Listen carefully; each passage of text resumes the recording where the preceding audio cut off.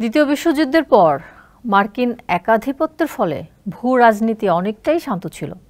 তবে গেল কয়েক দশকে চীন, রাশিয়া, ইরান ও তুরস্কের উত্থানে উত্তাল হয়ে আছে বৈশ্বিক পরিস্থিতি। ফলে সম্ভাব্য হুমকি মোকাবেলায় প্রস্তুতি নিতে অনেক দেশই তরুণদের বাধ্যতামূলক সামরিক প্রশিক্ষণ শুরু করতে চাইছে। আবার অনেক দেশে এরই মধ্যে চালু রয়েছে এই নিয়ম। সবশেষ যুদ্ধকে কেন্দ্র করে রাশিয়া ও ইউক্রেন এমন নিয়ম চালু করেছে। চলুন জেনে নেওয়া যাক বাধ্যতামূলক সেনাবাহিনীতে অন্তর্ভুক্তি নিয়ে ইউরোপের কোন দেশে কি আইন রয়েছে। 2 বছর ধরে চলমান রাশিয়া ইউক্রেন যুদ্ধ ও মধ্যপ্রাচ্যে গাজা যুদ্ধ বিশ্বকে টেনে নিয়ে যাচ্ছে অনিশ্চিত নিয়তির দিকে।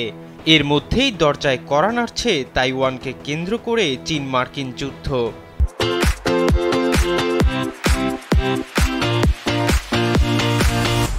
বৈশ্বিক ভূ রাজনীতির এমন টালমাটাল পরিস্থিতিতে সবচেয়ে ঝুঁকিতে রয়েছে ইউরোপ মহাদেশ। বলা হচ্ছে রুশ বাহিনীর সঙ্গে ইউরোপীয় সেনাদের সংঘর্ষ এখন সময়ের ব্যাপার মাত্র।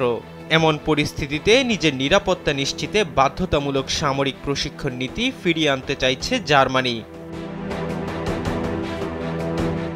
2011 সাল পর্যন্ত জার্মানিতে তরুণদের বাধ্যতামূলক সামরিক প্রশিক্ষণের ব্যবস্থা চালু ছিল। পরবর্তীতে এ নিয়ম শিথিল করা হলেও 2022 সালে রাশিয়া ইউক্রেন যুদ্ধের পর তা আবারও ফিরিয়ে আনার কথা চলছে।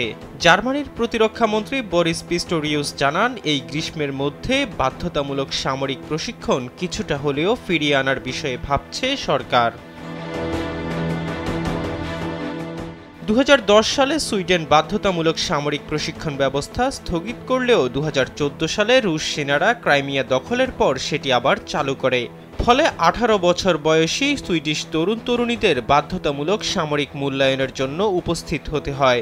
প্রতি বছর 5 থেকে 10% পুরুষ ও নারী সামরিক প্রশিক্ষণ নেন। ডেনমার্কে 18 বছরের পর থেকে সামরিক প্রশিক্ষণ নেওয়া বাধ্যতামূলক। এখন পর্যন্ত এই আইন শুধু ছেলেদের জন্য হলেও 2026 সাল থেকে মেয়েদেরও অন্তর্ভুক্ত করা হবে। এছাড়া সামরিক প্রশিক্ষণের মেয়াদ 4 মাস থেকে বেড়ে দাঁড়াবে 11 মাসে। তুরস্কে 20 থেকে 41 বছর বয়সী পুরুষদের জন্য 6 মাসের সামরিক প্রশিক্ষণ বাধ্যতামূলক। কেউ এই প্রশিক্ষণ না নিতে চাইলে জরিমানা, এমনকি জেলও হতে পারে। আবার কেউ 5000 ইউরো জরিমানা দিয়ে প্রশিক্ষণের মেয়াদ 1 মাস কমিয়ে আনতে পারে।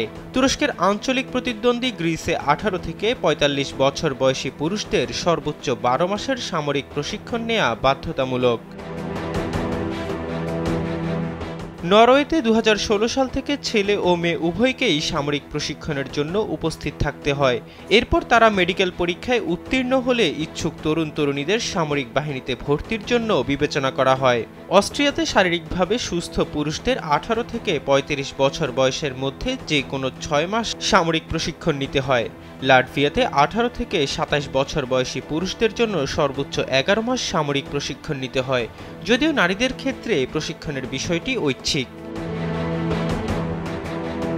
এহসান আব্দুল্লাহ, কালবেলা ডেস্ক।